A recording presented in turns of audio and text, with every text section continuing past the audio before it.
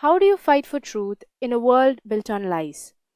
Armed with courage and conviction, Jyotirao Phule began his battle with a simple yet profound act, educating those whom society had deemed untouchable.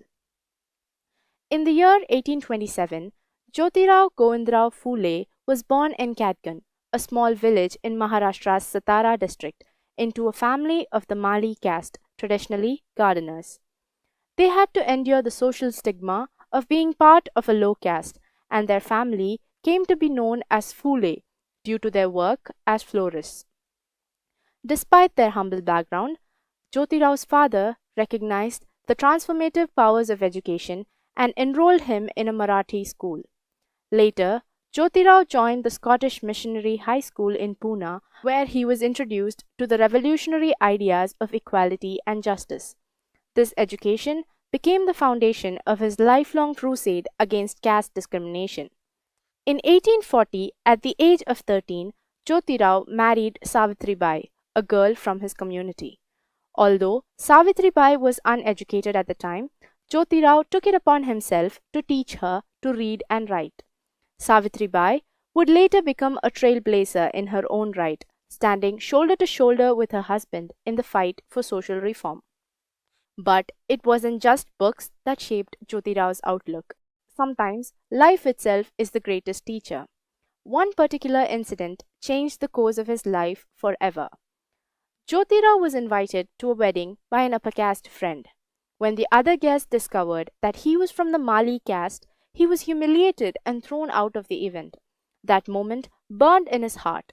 It was a stark reminder of the inhuman treatment faced by lower castes, and it ignited a fire within him to fight for justice and equality. Around the same time, Jyotirao also began to observe the plight of women in society, especially those from the oppressed castes. They were denied education, stripped of dignity, and forced into lives of submission. This double burden of caste and gender deeply disturbed him. And then there was Savitribai. She wasn't just his wife, she was his partner in every sense of the word. When Jyotirao shared his vision of educating girls and those from lower castes, Savitribai stood by his side.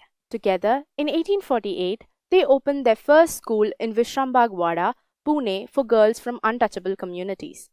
This was the first ever Indian school for girls.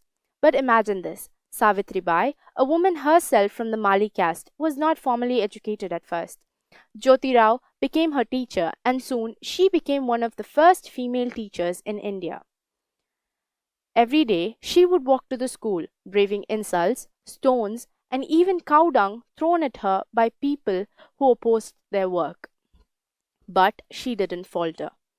Her courage became a cornerstone of their mission.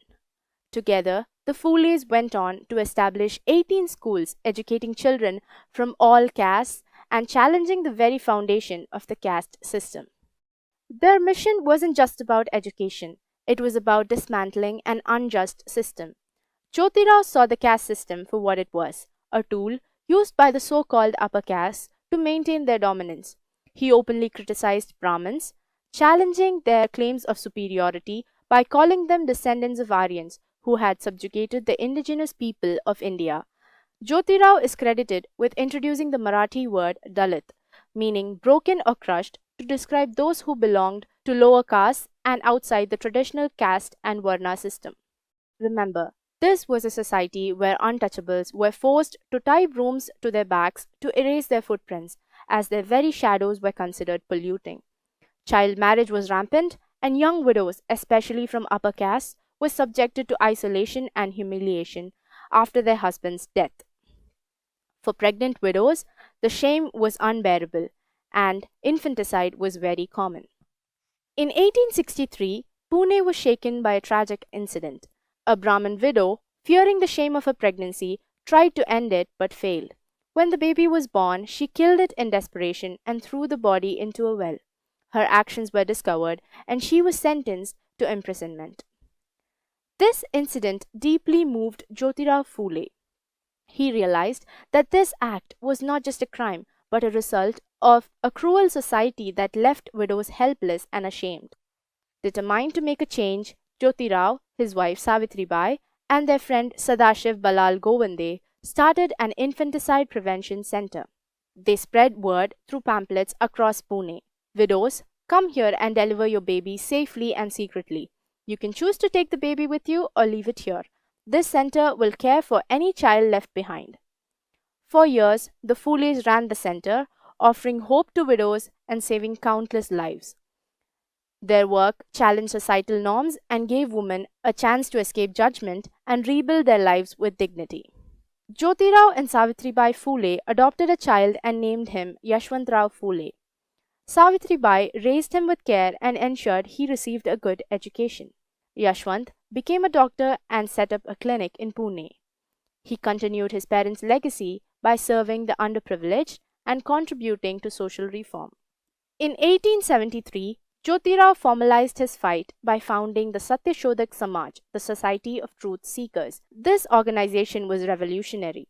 It rejected the very foundations of caste hierarchy and sought to empower the oppressed with education and self-respect. Jyotirao's activism wasn't limited to caste. He also fought against gender discrimination. He opposed child marriage and supported widow remarriage at a time when such ideas were taboo.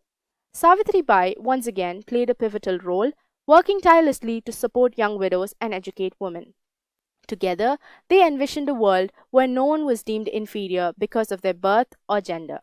In 1888, Jyotirao's efforts were recognized and he was given the honorary title Mahatma, meaning a great soul, by the social activist Vittalrao Krishnaji Vandekar, making him one of the earliest persons to earn this honor.